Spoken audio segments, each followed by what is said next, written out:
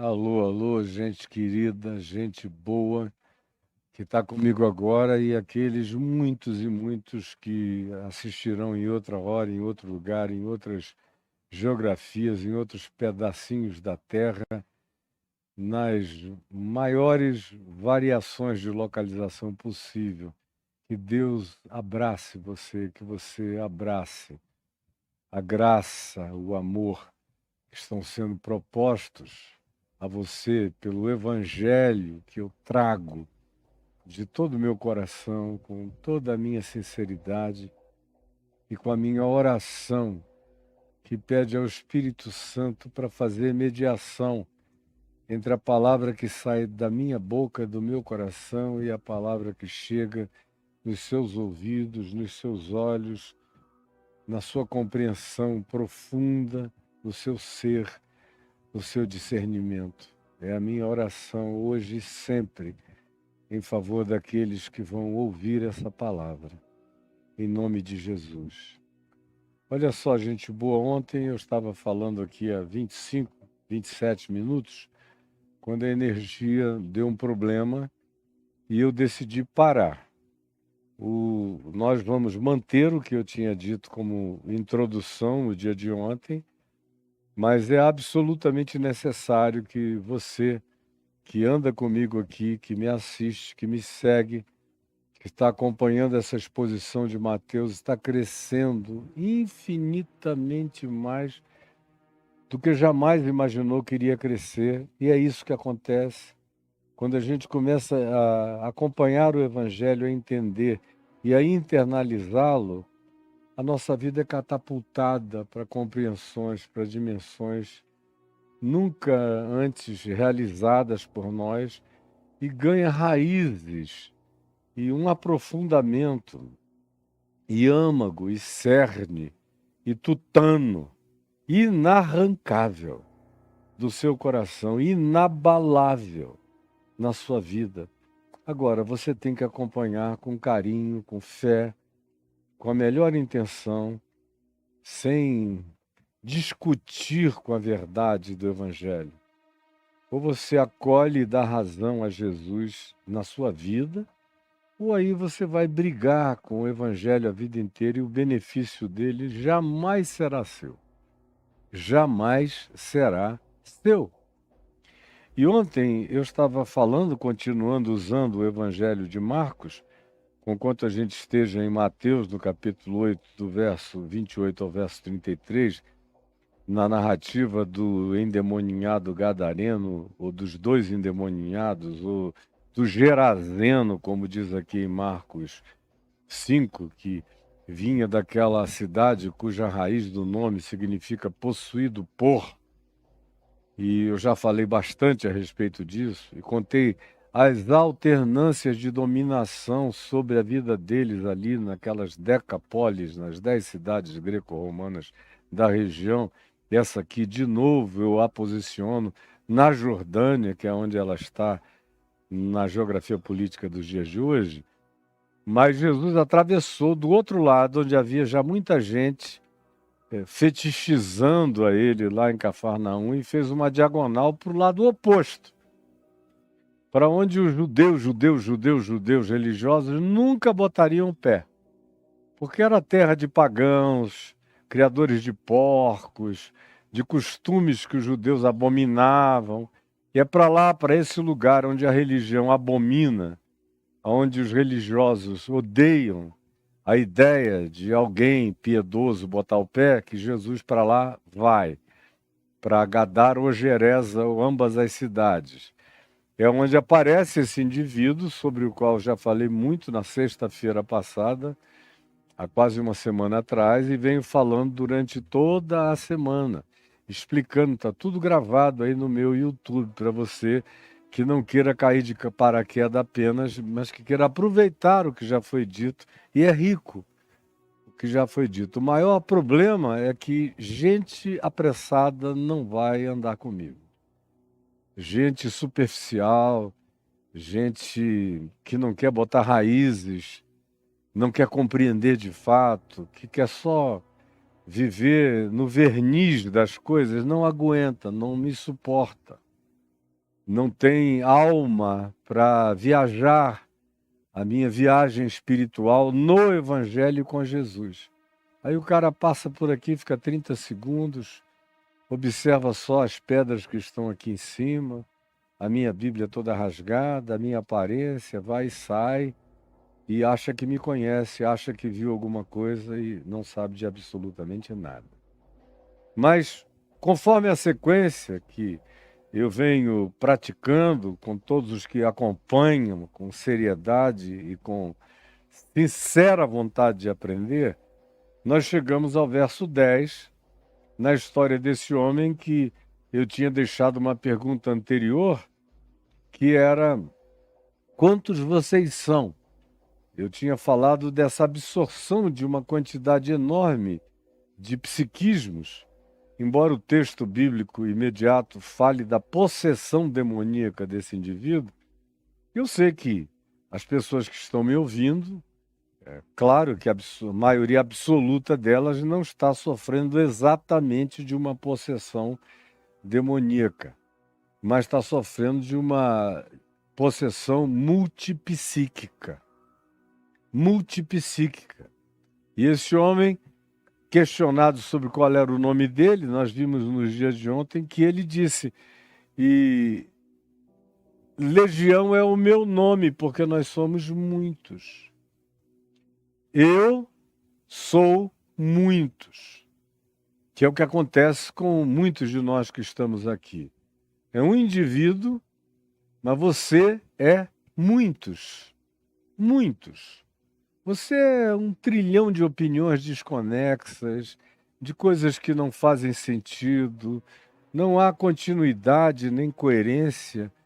Por isso você é tão angustiado, tão sem paz, porque é uma guerra de vozes dentro da sua mente, alma e coração, são repuxos em todas as direções.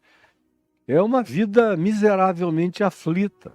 A desse cara aqui é indescritivelmente monstruosa nas catástrofes que eu meticulosamente já narrei nos dias anteriores, que compunham a existência dele, e você vá lá saber por quê.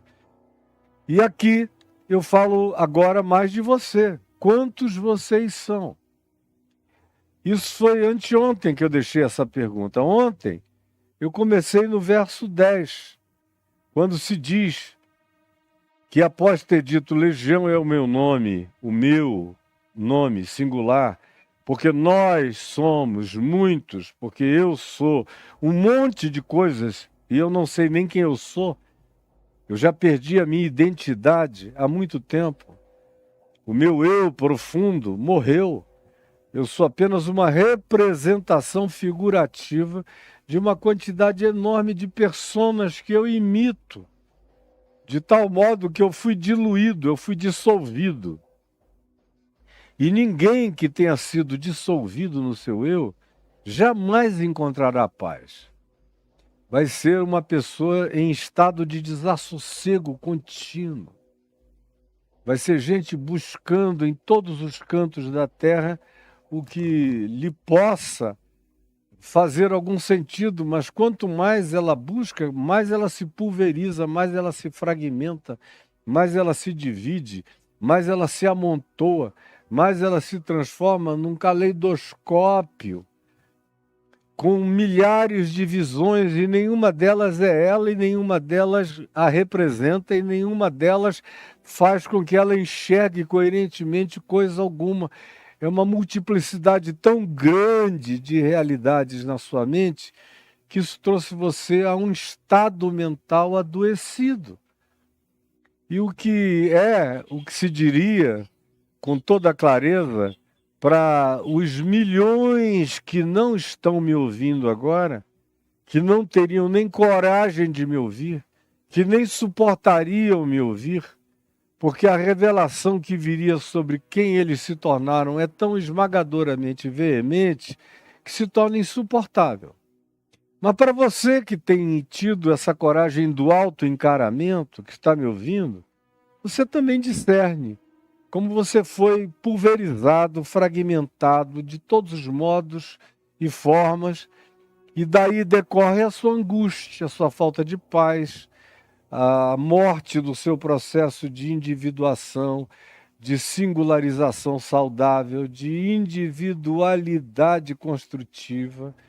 Tudo que deveria estar acontecendo para você se tornar um ser humano bem formado, estruturado, saudável, lúcido, consciente, inteiro, cognitivamente simples e sábio na percepção, na observação e, por conseguinte, carregando em você uma imensa, profunda, inarredável e imbatível pacificação no coração, não está presente por causa desse fenômeno de que um se tornou muitos.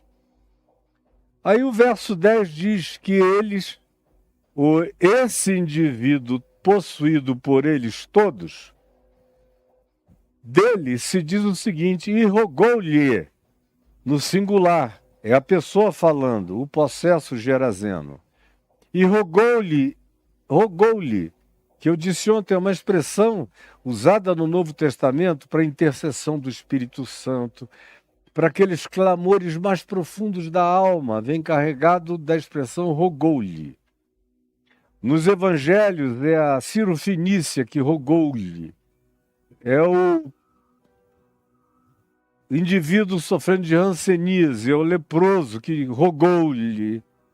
São os aflitos e desesperados que se jogam no chão rogando-lhe. E aqui é um indivíduo possesso de mais de 6.000 demônios, uma legião de demônios, que rogou a Jesus, rogou-lhe.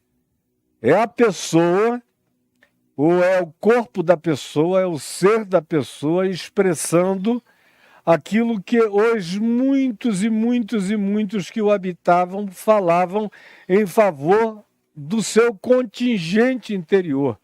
E rogou-lhe encarecidamente, insistente, aflita e desesperadamente, implorantemente, que não hoje, porém muitos, que é o fenômeno cada vez mais constante na nossa sociedade. É uma pessoa que você vê opinando, falando, mas ela não sabe nem quem ela é. Ela fala em nome de qualquer coisa, de qualquer direção, do que quicar na frente dela na hora. Essa é a bola que ela chuta. Porque ela mesma é uma oquidão, é um vazio, é um buraco negro indiscernível. Ele habita o coração. É tomado de tantos, de muitos, que, do ponto de vista da individualidade, se dissolveu em nada. E rogou-lhe o possesso encarecidamente a Jesus, que não hoje, plural, coletivo, que o habitava, que não os mandasse para fora do país. E foi nesse ponto que eu tinha chegado quando a luz faltou, no dia de ontem, tendo eu falado muito mais do que consegui, do que resumi agora. Não nos mandes para fora do país. Aí a pergunta é, o que tem a ver país com endemoninhados? O que tem a ver país com possessões, com espíritos, com esses entes e entidades abstratas, malignas, dominadoras, possuidoras de mentes e de corações, determinadoras de comportamentos frequentemente antagônicos àquilo que qualquer saúde mental estabeleceria, porque como aqueles que estão seguindo a narrativa toda comigo observaram, esse é um cara que se machuca, que se fere, que arranca pedaços de corpos das sepulturas, é um ser de práticas necrófilas variadas. Ele se corta e se arranha, se rasga com pedra, se sangra, se expõe, se maltrata, anda de dia e de noite, ninguém consegue prendê-lo. Ele é tomado por uma força sobre-humana, ele quebra as coisas, ele arrebenta as cadeias, ele apavora todos. Por onde quer que passe, ele não dorme, não descansa nem de dia nem de noite. É um inferno ambulante a existência desse caminhante angustiado por 6.000 vozes gritando dentro dele em direções diferentes, dando ordens dísparas, horrorosas.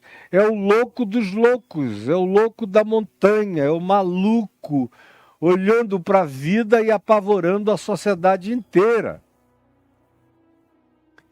E aqui é ele que diz, no início ele falou, não nos mandes para o abismo, agora ele pede, não nos mandes para fora do país.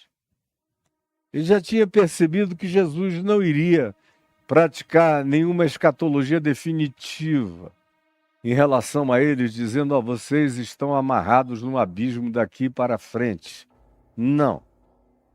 Isso eles tinham percebido. Agora eles apenas pedem, não nos mandes para fora da região.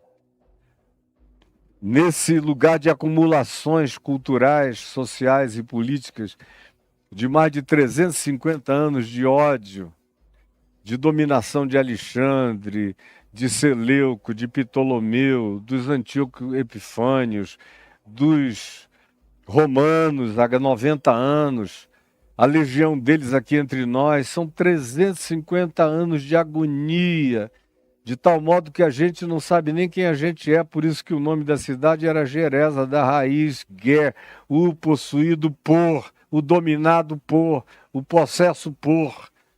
Esse é o nome até do lugar, virou cultura, virou nomenclatura.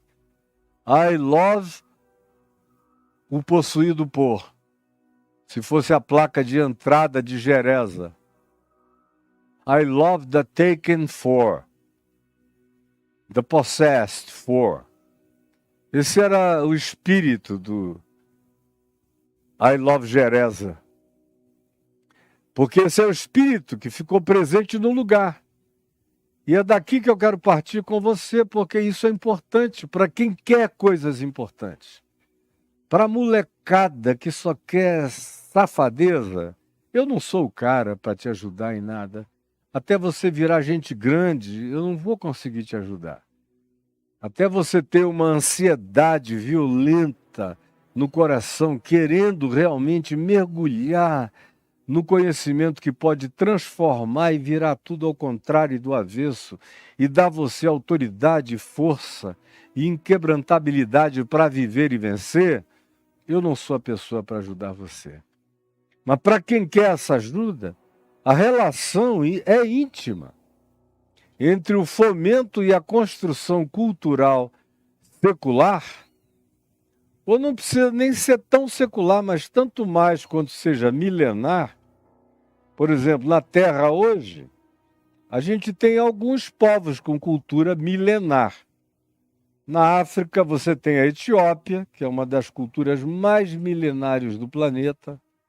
O Egito não. O Egito, acabaram-se os egípcios, lá só tem árabe.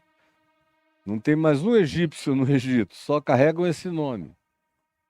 Mas, por exemplo, Israel é uma cultura milenar. A dos árabes e palestinos é uma cultura milenar. A dos japoneses é uma cultura milenar. A dos chineses e indianos são culturas milenares. Mas é cada vez mais difícil você achar. Os saxãos da Grã-Bretanha, é uma cultura mais que milenar, tem mais de 1000 anos aquela cultura. No mais, você encontra povos com culturas quase milenares decorrentes de outros que foram extintos e que eram culturas milenares. Agora, a cultura mais contínua que a gente tem no planeta é aquela que sobreviveu ao dilúvio de Noé.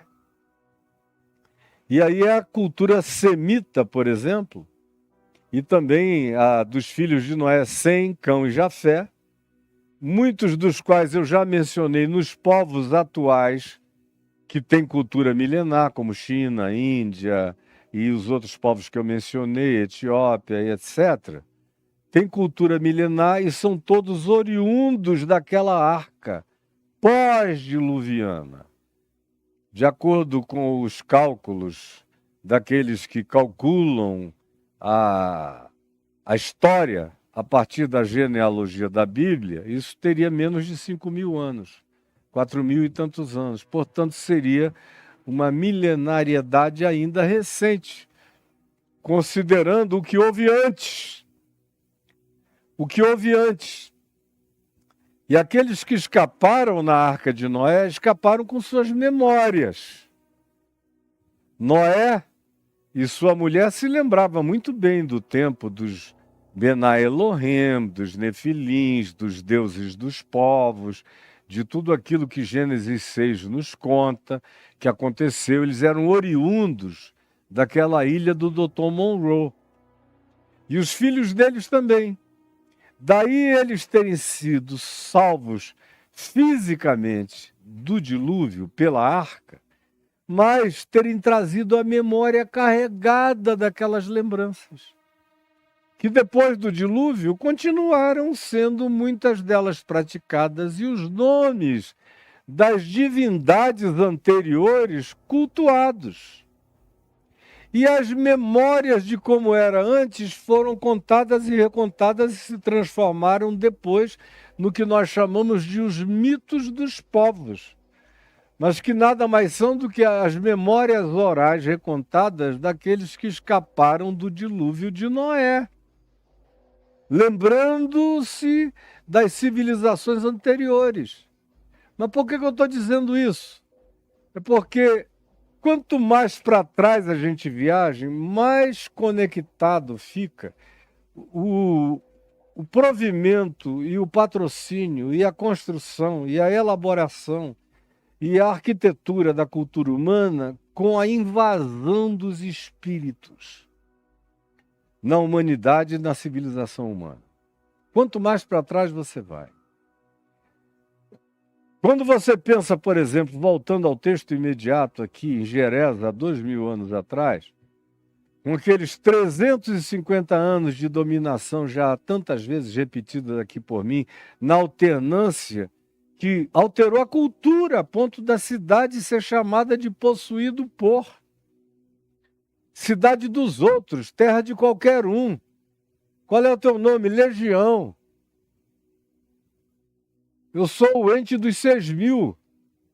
Eu estou debaixo de domínio. Eu existo sob dominação. E agora, esse indivíduo que fala por muitos e não é ninguém, que está diluído de todo, pede a Jesus que não o mande para fora da geopolítica a qual ele está condicionado. Que ele sabe usar aquela geopolítica para enlouquecer, para infernizar, para alimentar a loucura coletiva, tanto quanto a loucura individual, como a gente viu nos dias anteriores, quando eu ilustrei isso com o que acontece no casamento, na conjugalidade, na criação dos filhos, na família nuclear imediata. Eu apliquei isso às figuras da parentela representativa. E como em todos os lugares tem um gadareno, tem um gerazeno, tem um doido da família, tem a chamada ovelha negra, tem o cara que é aquele que expressa tudo que está reprimido na alma de todo mundo e acumulado por histórias e tempos e ninguém grita, ninguém diz chega. Ninguém diz não dá mais, até que alguém explode. E aí explode por todos, em nome de todos. Ele vira louco por todos. Ele é o devasso por todas as repressões sexuais introjetadas. Ele é o descontrolado por todos aqueles que viveram exercendo um controle desesperador sobre aquilo que eles não sabiam nem por que controlava, que lhes tinham sido imposto. Aí aparece alguém que quebra grilhões, que arrebenta cadeias, que não quer saber das consequências, que é o doido que dá voz a tudo aquilo que foi abafado na casa. E é uma voz superlativa, é uma voz enlouquecida, é uma voz exagerada, é uma voz descontrolada, é uma voz apavorante. Mas é um fenômeno psico-coletivo que nada mais é do que a soma dos medos individuais, das frustrações, das angústias de muitos, somadas e expressas através de um. Na família nuclear, quase sempre tem um que chega a um ponto na vida que difere de todos. E assim na parentela, e assim na sociedade um pouco mais ampla, e assim na própria igreja, e assim num país inteiro, numa nação, e assim no mundo. Você tem figuras doidas que falam que ninguém jamais falaria, porque tem medo até de se referirem ao assunto e pegar aquilo. Como anteontem, apareceu a entrevista do Putin, assim, com toda tranquilidade, dizendo: nós aqui na Rússia estamos preparados estrategicamente para qualquer tipo de guerra nuclear, com a maior tranquilidade, qualquer tipo de guerra nuclear. Todo mundo tem pânico do assunto. Agora, tem esse doido que fala nisso. E não só fala. Quem fala nesse nível, com essa tranquilidade, sem ter sido provocado por absolutamente nada, a não ser por xadrez de poder geopolítico, é um cara que, em se sentindo acossado, bota o dedo no botão mesmo. Aí você tem os líderes da Coreia do Norte, que há 3 gerações que são malucos terráqueos. Você vê o Hamas fazendo loucuras terráqueas. Você vê o Netanyahu expressando ódios contidos no coração de muita gente que nunca creu em paz e que acha que para viverem tranquilos naquela terra tem que eliminar até as crianças. Como eu postei outro dia um rabino, e não é um só, são muitos que pensam exatamente daquele jeito. Ele tem que matar as crianças, como Deus mandou no Deuteronômio, que é para não ter o vingador do futuro. Se não matar as crianças, eles vão crescer e vão se vingar. Se a gente tivesse matado todo mundo na guerra anterior, não tinha sobrado ninguém para essa guerra agora. Agora, muita gente pensa assim, mas são poucos os que têm a coragem de vir como esse Gerazeno e falar, e expressar, e declarar. Aí você pergunta: como é que tanta gente na Alemanha seguiu o doido do Hitler? E eu respondi ontem, já anteontem, porque estava todo mundo preparado esperando só o doido do Hitler. Esperando que um falasse pela legião. Legião é o meu nome porque somos muitos. Ou, por exemplo, nos Estados Unidos, como é que um país que tem tanta evolução tecnológica, onde cresceram e se desenvolveram alguns dos maiores ganhos democráticos da história planetária e civilizatória, pode fazer um retrocesso tão grande como fez há alguns anos atrás e pode voltar a fazer recentemente? É porque tem metade da população ali tomada por um ódio supremacista enorme, que esteve calado durante muitos anos porque era politicamente incorreto vociferar aquele tipo de emoção e sentimento e convicção e ideologia, até que apareceu um doido, suficientemente doido para falar em nome deles. Legião é o meu nome porque nós somos muitos. Aqui no Brasil a mesma coisa, eu vivo sendo questionado. Como é que pode? Por que que os evangélicos embarcaram nessa onda? Eu digo porque estavam preparados durante décadas e décadas e décadas, esperando apenas o aparecimento dos enlouquecidos. Aí casa como uma luva.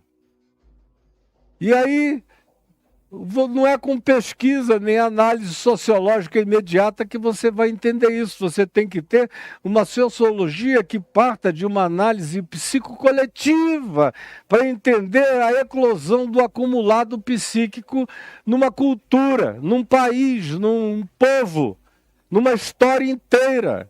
começando de indivíduos, indo até as coletividades. É uma acumulação poderosa, que quando rebenta, estoura todas as represas, e a gente fica chocado da noite para o dia. Na linguagem de Carl Jung, é o tal do inconsciente coletivo. Na linguagem do Velho Testamento, era a medida da iniquidade. Essa é a nomenclatura que o Velho Testamento dá para essa acumulação que vai acontecendo num país, numa cultura, numa história, numa nação, vai acumulando, acumulando. Chega uma hora em que arrebenta. Como a gente, por exemplo, viu, eu vi e assisti, alguns aqui assistiram, em 1989, a queda do Muro de Berlim. Não havia nada à vista que pudesse explicar que aquilo cairia do dia para a noite. Havia sinais aqui, mas pegou todo mundo de surpresa. Todos os analistas e comentaristas políticos disseram: eu nunca imaginei. E eu estava lá, na Califórnia, assistindo ao vivo o muro cair. Por quê? A acumulação de angústias durante décadas e décadas e décadas, famílias separadas, raivas acumuladas, frustrações adensadas. De repente, chega o dia e a hora em que um peteleco derruba tudo. É assim que frequentemente a história acontece. Por isso, esses seres dizem a Jesus: não apenas não nos mandes para o abismo, mas não nos mandes para fora do país, porque aqui a gente está aculturado. Aqui a gente sabe aonde mexe. Como a gente joga esse jogo aqui de loucura, de entorpecimento, de ódio. Quais são os botões que a gente aciona? Quais são os agentes, as instituições, os sentimentos e emoções? Quais são as entidades disponíveis para o jogo da loucura, do medo, do pânico? Aqui entre nós, portanto, não nos mandes para fora do país. A gente quer continuar aqui nessas decapolis, nessa mesma região, onde nós já estamos intrinsecamente ligados à produção cultural, à imaginação, à profecia que eles fazem, que é toda ela de uma escatologia negativa contra eles próprios. Nós já estamos vinculados à autoimagem baixa que eles desenvolveram, à diluição do eu deles. Nós já somos as vozes que dizem para eles quem eles são, e eles não procuram mais nem se autoconhecer, eles creem no que nós dizemos que é o que eles nasceram para ser e fazer. E sem nenhuma reflexão eles embarcam nisso e fazem tudo isso. Por isso não nos mandes para fora do país, porque senão a gente ia ter que se reaculturar tudo de novo. Foi o princípio espiritual que Jesus ensinou quando ele disse o que acontece quando um espírito imundo sai de uma pessoa. Quando o espírito imundo sai de uma pessoa. O que é que ele disse? Ele disse que é como alguém que é forçado a sair de uma casa, que é despejado pelo dono. O dono, no caso, naquela ilustração metafórica, é Jesus, que se auto-intitula de o mais valente. E vem e encontra a sua casa, que é um ser humano, ou uma geração, ou uma sociedade inteira.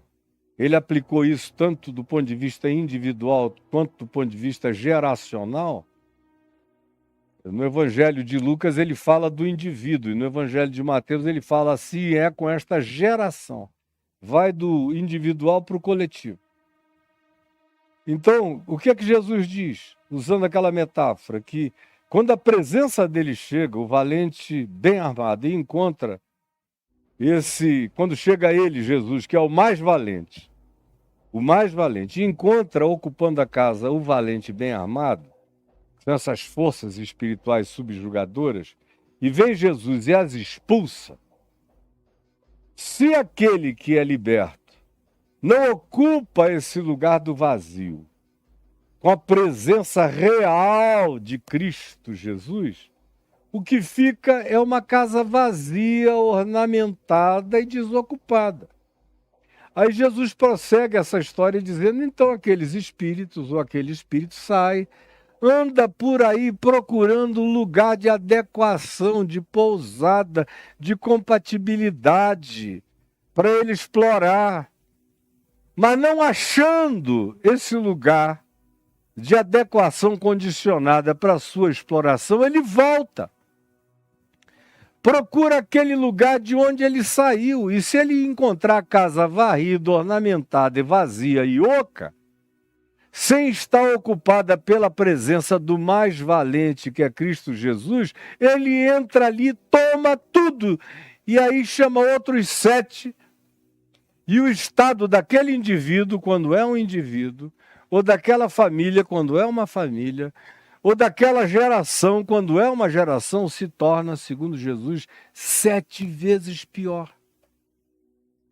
É o que acontece tanto com pessoas quanto com coletividades, ou com certos coletivos dentro de uma dada sociedade, como é o caso dos grupos religiosos, que não podem ser tratados apenas como um segmento social, porque um grupo religioso é formado de dezenas de segmentos sociais.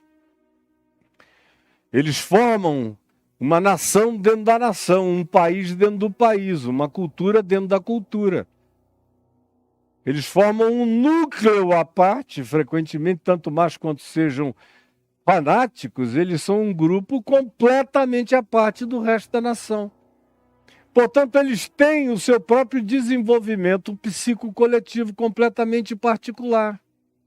E no caso da religião, e aqui entre nós, falando dos cristãos, houve um tempo em que havia um trabalho de Jesus genuíno no coração de milhões de pessoas nesse país. Eu vi, eu estava lá. Eu fui um dos principais fomentadores da evangelização de milhões de pessoas. No país inteiro, na igreja toda, pastores sinceros, honestos, que se quebrantavam, que lamentavam os seus próprios pecados e equívocos, que queriam melhorar, acertar, viver limpa, linda e modestamente. Tudo isso passou. Quase que do total. Ainda tem algumas exceções. O Senhor sempre deixa alguns joelhos que não se dobram a Baal, a nenhum tipo de Baal. Mas a grande maioria acabou sucumbindo aos falsos profetas, ao culto à mentira, ao engano, à volúpia pelo poder, pela dominação. Legião é o meu nome porque nós somos muitos. Não podendo combatê-los, nós nos aliamos a eles e dominamos juntamente com eles.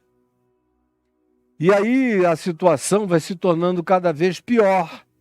É por isso que eles pedem, não nos mandes para fora.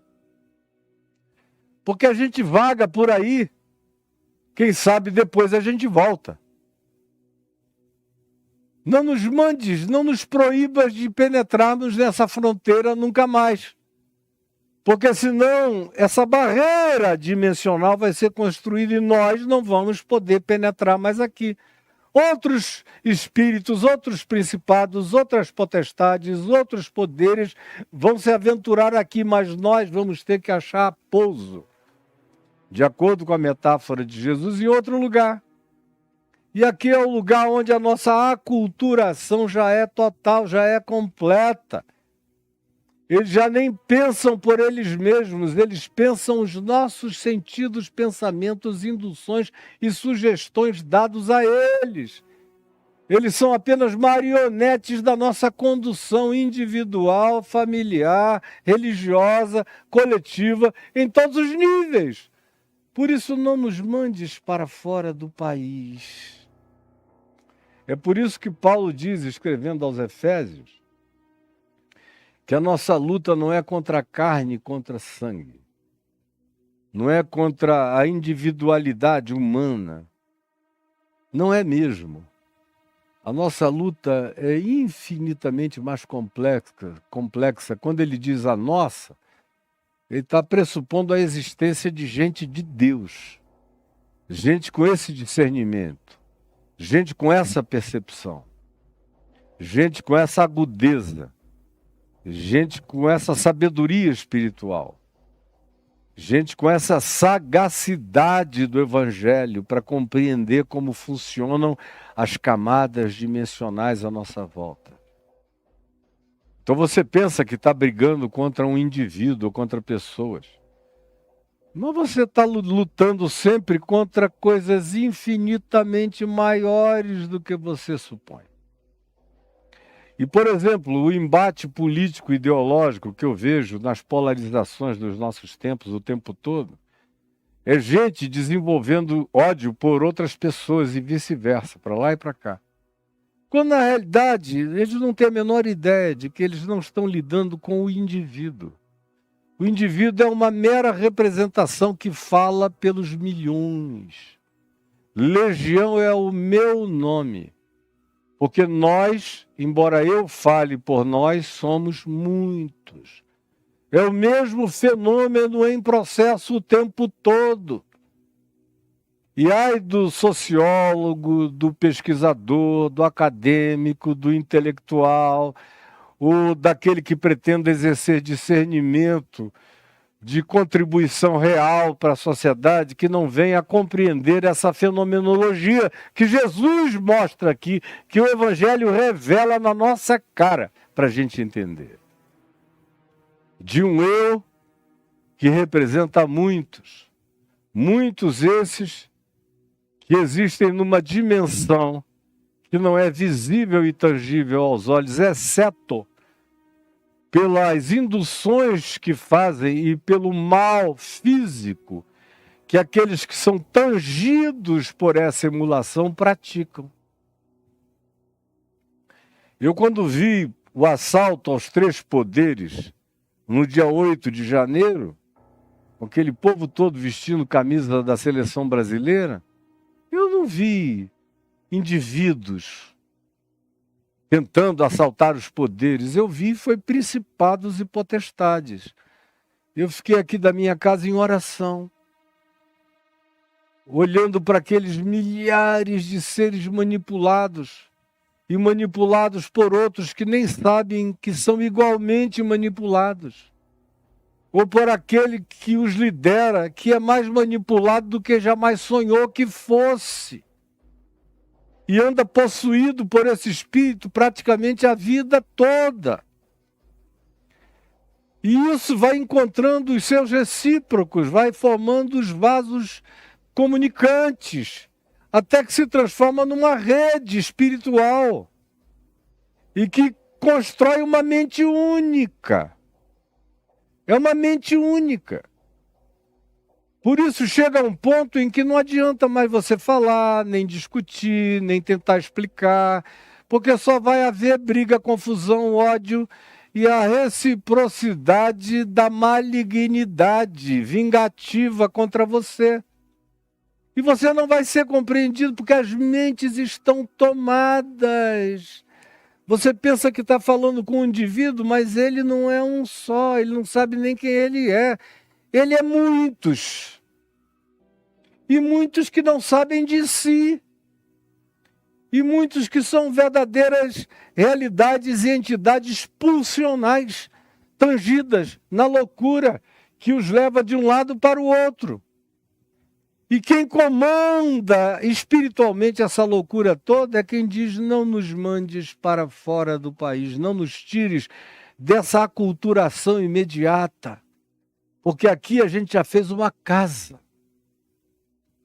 E a coisa mais terrível é quando principados e potestades que se alimentam da cultura, e a cultura alimenta principados e potestades, é uma retroalimentação. A cultura serve alimento de ódio e de frustração e de amargura para os principados e potestades que superlativizam esses sentimentos e emoções e devolvem para a multiplicidade dos indivíduos, tanto indivíduos quanto a coletividade a eles associada. Aí isso vai virando uma colmeia de veneno, uma colmeia amarga, que não é de mel, é de outra coisa, que também começa com M, mas não é mel. E é veneno puro, se capilarizando para lá e para cá. Então não adianta a confrontação filosófica, ideológica, teológica, argumentativa, não adianta. É como diz o Apocalipse, quem é já de um jeito, continue a ser desse jeito, e quem é do outro, continue a ser do outro, porque chega um ponto na história humana em que ninguém muda mais de um lado para o outro, o joio é joio e o trigo é trigo. E tanto mais quanto o tempo vai passando, mais essas realidades vão se estabelecendo, se estratificando. Portanto, mais a nossa consciência deve se desenvolver para a gente saber que a nossa luta não é. A nossa luta não é contra a carne e contra sangue. Mas como diz Paulo em Efésios 6, é contra principados e potestades. Preste atenção, contra os dominadores deste mundo tenebroso, contra as forças espirituais do mal nas regiões dimensionais celestes. Forças espirituais do mal em camadas e camadas e camadas dimensionais que operam nesse mundo tenebroso. E quando se fala desse mundo tenebroso, não se fala só do planeta, mas do multifacetamento das relações de ligação que querem se tornar contínuas e atávicas. Desses seres espirituais com indivíduos, com famílias, com culturas, com religiões, com sociedades, com países inteiros, com hemisférios, com a Terra toda. Poder para transformar isso num sentimento global, essas forças espirituais possuem, elas só precisam encontrar os matches. Os matches que digam, legião é o meu. É o indivíduo ou os indivíduos que começam a representar essa coletividade espiritual maligna e perversa, dominadora, e que vem para matar, roubar, destruir, antagonizar, inimizar, fanatizar a mente, condicionar as pessoas, colocá-las umas contra as outras em estado de ódio contínuo, nunca discernido, nunca compreendido, porém sempre praticado, umas contra as outras. Por isso eles não querem sair desse lugar. Não nos mandes para fora daqui, de Decápolis, de Geresa, de Gadara, do Rio de Janeiro. Eu morei a maior parte da minha vida no Rio e continuo sendo um cidadão do Rio, não só cidadão honorário do estado do Rio de Janeiro, como eu sou do estado de São Paulo e de dezenas de estados do Brasil onde me fizeram cidadão honorário. E no Rio de Janeiro, eu sou não apenas cidadão honorário do estado, mas cidadão honorário da cidade, onde eu já ganhei várias diplomações e moções de cidadão honorário, honra ao mérito de todos os modos e por todas as razões, enfim, tudo coisa de um passado que ficou no passado, no meu coração mesmo. Mas o que me torna cidadão honorário do Rio de Janeiro foi o meu esforço de décadas e décadas e décadas e décadas para melhorar o Rio. E não era escondidamente, era publicamente. Numa era pré-internet, mas que está registrado em todos os jornais, em todos os arquivos históricos de todas as televisões, de todos os rádios. Quem quer que tenha arquivo histórico, tem milhares de intervenções minhas em favor do Rio. Mas o meu vínculo mais profundo é o fato de que eu tenho filhos nascidos lá, netos nascidos lá.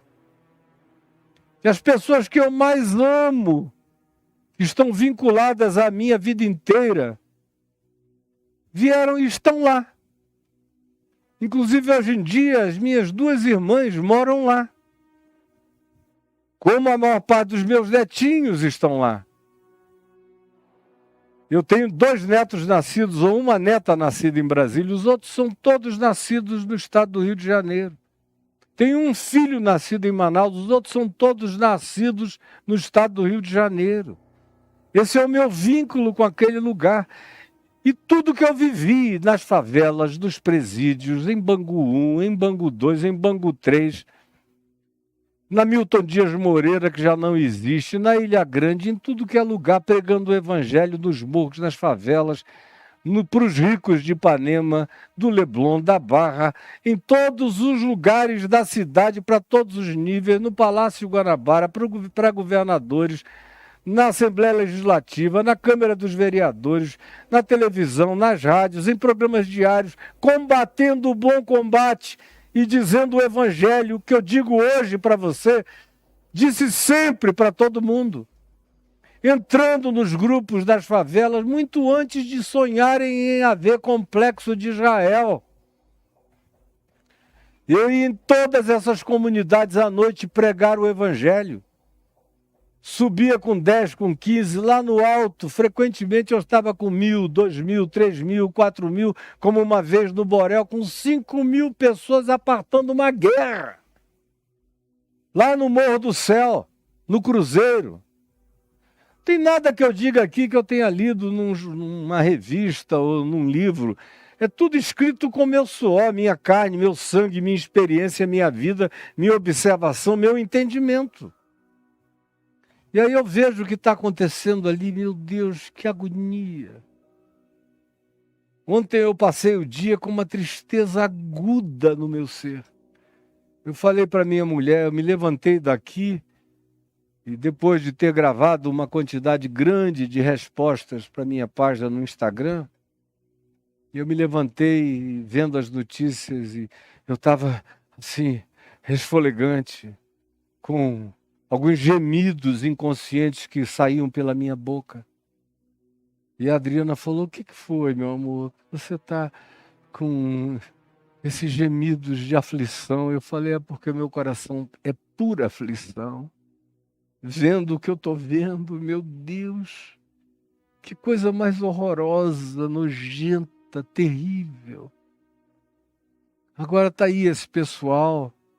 E se você prega o evangelho que eu estou pregando, você entra num ambiente de alguns podcasts de crente, onde eu já dei várias entrevistas, e você vê aqueles caras lá, o que esse cara está fazendo aí? Não sei como é que vocês ainda dão espaço para esse cara, porque eles só querem os malucos, os gerazenos, os gadarenos, os que falam pela legião de forças malignas. E quem quer que se levante ali, vira um João Batista no deserto. É uma agonia quando você compara com as esperanças que você já teve antes. E constata que o que acabou acontecendo foi que a casa ficou varrida e ornamentada e vieram outros 7 vezes piores e entraram devastadoramente. E prestem atenção, não é profecia. É uma conclusão da lógica de Jesus e do Evangelho.